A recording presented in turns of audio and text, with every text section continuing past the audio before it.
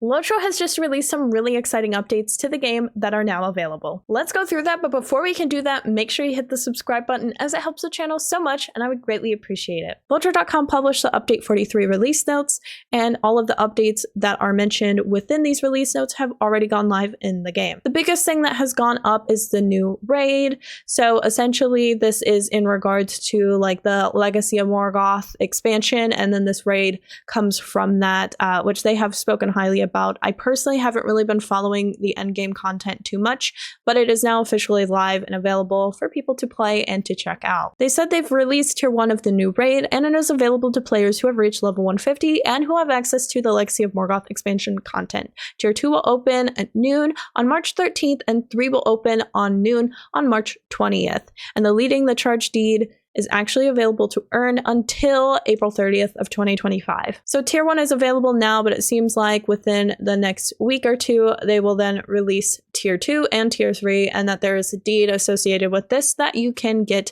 and complete until April 30th of 2025. The next big thing is that birding has been updated, and yes, there are more than 100 new birds to find and 9 new territories to search, and it is now available in Fangorn, Laurelin, Mirkwood, the Crosslands, Eastfold, Entwash, the Great River, Westfold, and the Wold, of course. So pretty much areas that are available past Moria is essentially where there are new birding opportunities for you to collect. It says here that combined across all the new regions, there are over 100 new birds for you to find and add to your collection, with each region having accomplishments for finding the various birds and a title to be granted if you find the rarest bird in each of the new regions. In addition, birds in these new regions are more difficult to spot, and only experienced birders will be able to find the uncommon and rare birds in each territory. So pretty much it's everything that's already been going on with the new birding hobby, but it just sounds like they added more birds to it. I am curious though, because they did mention a title will be granted to the rarest birds that you find, but I am curious if they have any new cosmetics. So just based on what the notes have mentioned, I kind of doubt it, but I would be interested to see if they added a little bit more cosmetics that you can earn from deeds like they did with the previous set of birding collections. And yes, more important news, the 13th legendary item reward track has begun.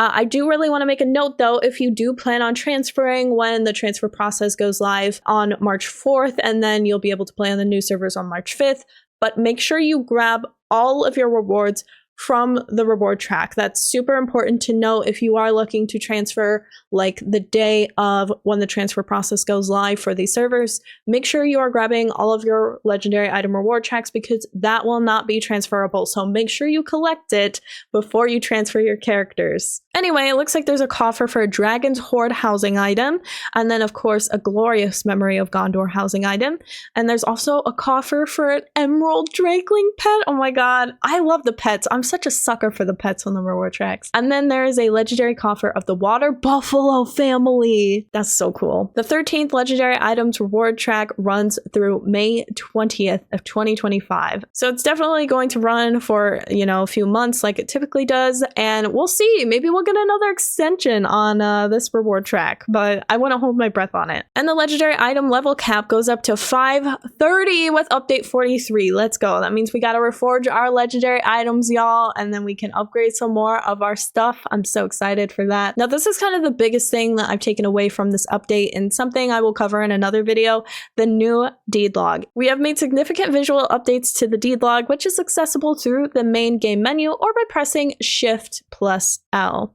For a short time though, the old deed log is also available by pressing Control+L. I'm kind of glad about this, because personally, the new deed log is actually really kind of overwhelming. I'm adjusting to it, and I like the old deed log setup better. I think it's just because I'm too familiar with it, right? I'm so used to it.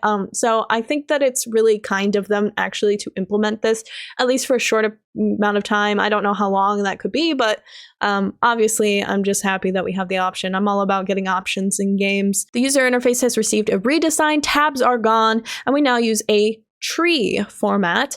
Select your deed group and subgroup in the left panel, then select the deed to view to the right. There's also a basic search feature that currently searches deed titles for exact string matches. Now, I don't want to get too much into this because, like I mentioned, I'm going to cover this in another video, but yes, this is something that everybody really mentioned about with the current deed log, is that there is no search bar for it, which is super overwhelming, just trying to comb through a lot of stuff in each tab.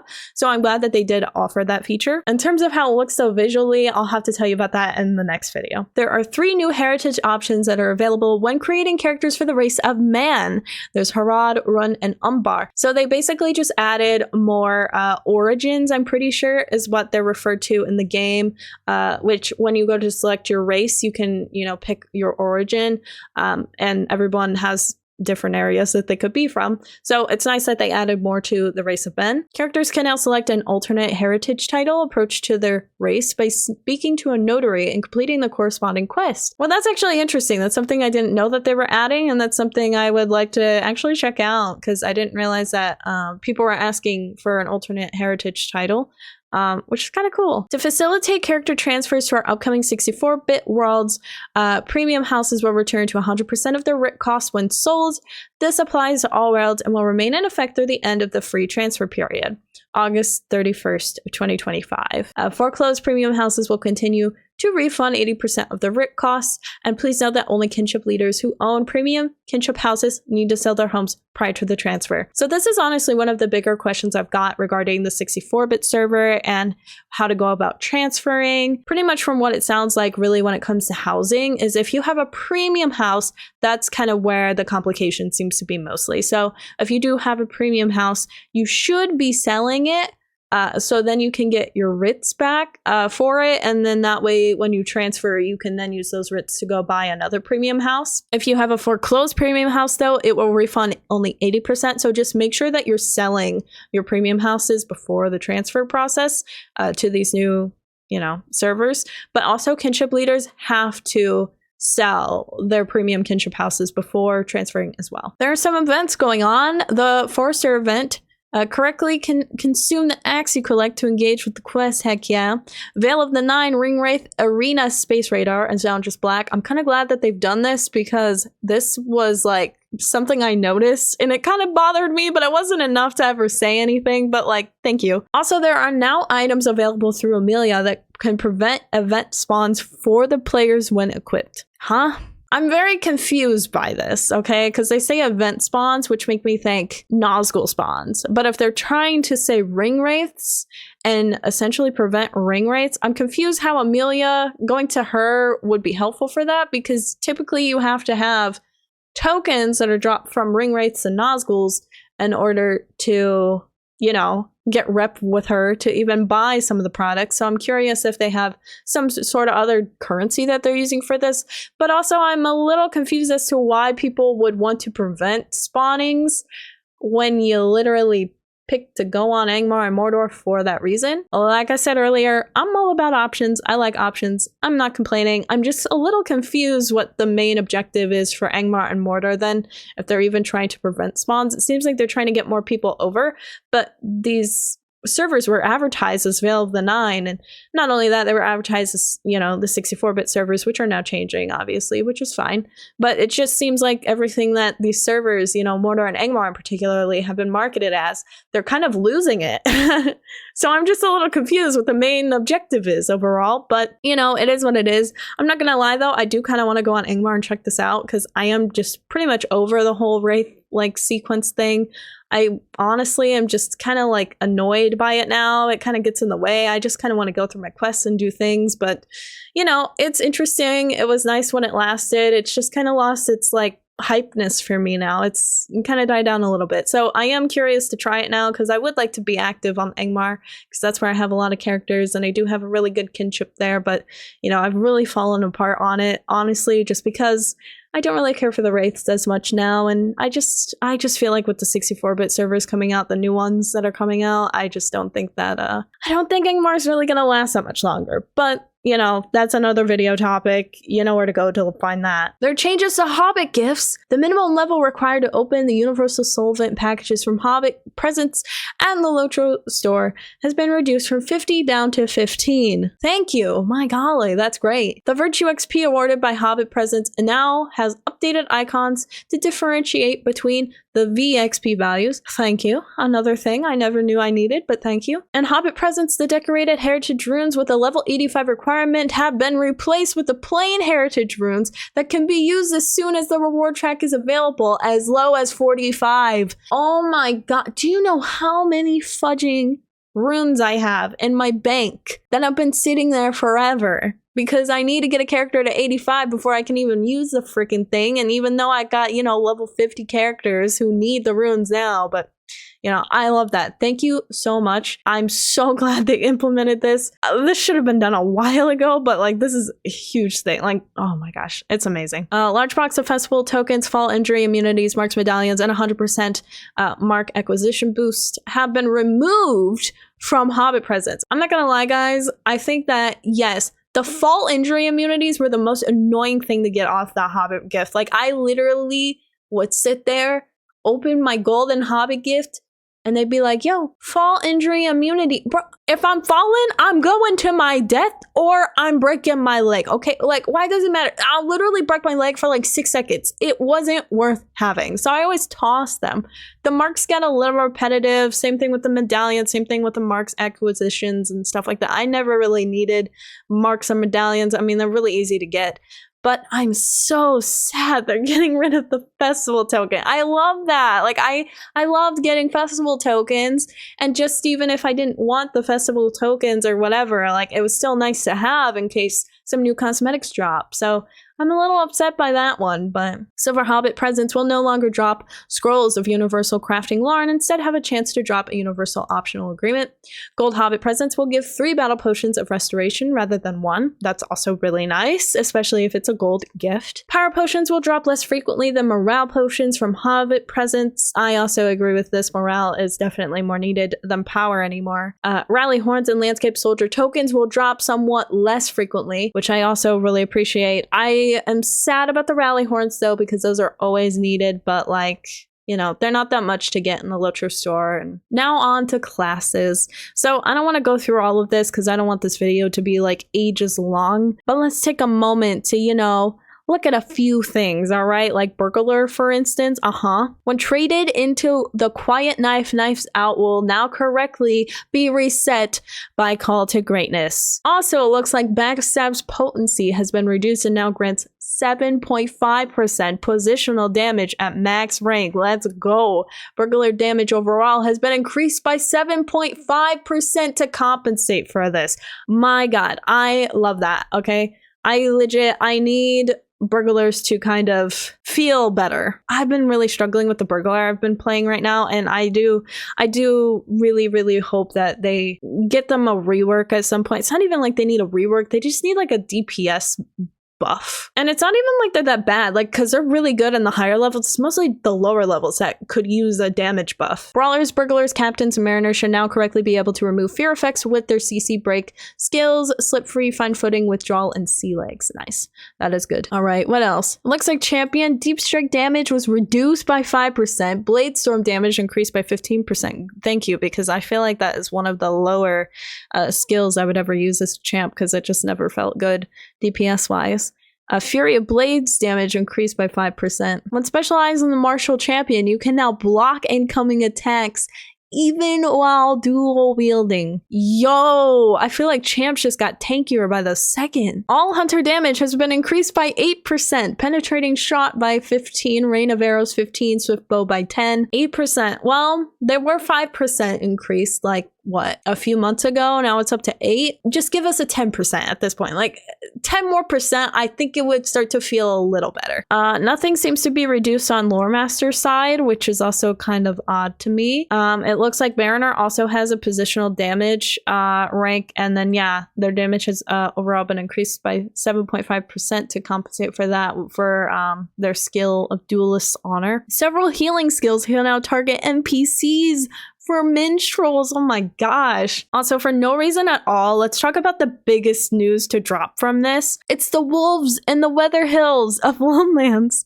They'll no longer stand around in a very large group. Yes, this is the biggest news. No, I'm kidding. But I am happy that they did that because that was something I kind of noticed, but I just thought it was odd. No, the big news is that rare monsters inside Sarnor will now respawn 1 hour after they've been defeated. Dude, doing these Sarnor deeds have been a pain in the butt if you don't have the rare monsters, because legit, those mobs take like 5 hours to respawn. I feel like it's even longer. It takes forever. So if someone goes through, slays them, bro, you're waiting like hours. It's just so ridiculous. You have to wait hours for some respawns. And I'm not gonna lie, since our servers are kind of getting condensed, if I'm being totally honest, I think I'm gonna have to keep some characters on the old 32-bit servers and literally do the Sarnor rare monsters and then transfer them, because I know when everybody's on Glamdring and Peregrine and Orcris and all of it, I know that they are going to be in Sarnor just like slaying the crap out of everything, and it's just gonna take just as long to respawn, it'll feel, because everybody will be,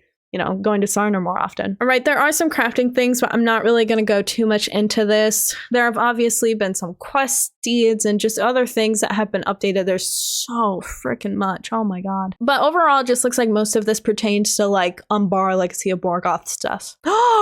Task and 4Kel now awards reputation with Thorin's Hall. Wow, they're being really like courteous with the giving out more rep for task completions. That's really nice. And they've added more to the instances and skirmishes and made some changes, but like I've mentioned before, this mostly pertains to the Legacy of Morgoth, which I'm not really going to go into too much. Missions and Delvings, they added more changes. Looks like just a few things that they've done to, you know, update the new missions that have come out. But yeah, it just looks like they've added more missions and update stuff to the newer missions that have just been released, so mostly pertaining to Legacy of Morgoth yet again. The Mushroom Hunter's Hearth has been made a bit larger to better fit various homes. Aw. There's more items and rewards, but it looks like it's more about, you know, Legacy of Morgoth. It does look like here, the following skill emote granting item received from the treasure hunt will now disenchant for buried treasure tokens, which I'm so happy about. And they actually listed it this time. I do remember reading about this on a previous update.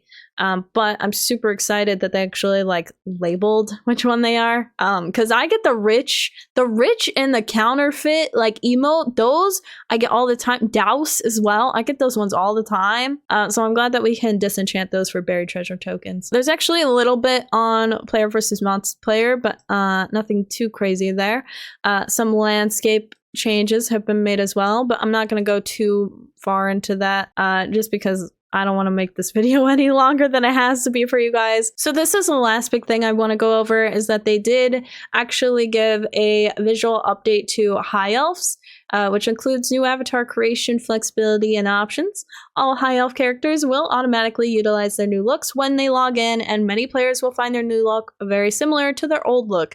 However, players who wish to further adjust the look of their characters can visit a barber located in many major settlements, which they list there. Elves now have a softer head model variant, a new softer face complexion, and a new mouth. They fixed many more human and elf female animations that had head movements and shape errors, which I have seen a lot of that.